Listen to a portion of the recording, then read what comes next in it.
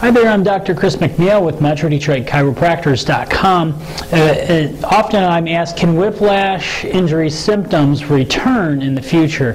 The answer to that question is absolutely yes, especially if the care wasn't handled properly. Now, there are different phases of care. The inflammatory phase in the first 72 hours, then it goes into the repair and remodeling phase.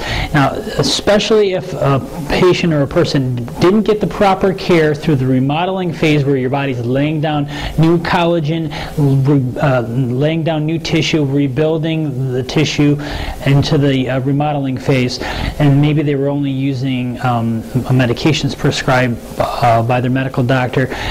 If the problem wasn't corrected from the beginning, it can become a chronic condition, and actually the joints can become arthritic, and that can cause long-term problems down the road. So that's what happens if it's whiplash injury isn't taken care of properly from the beginning.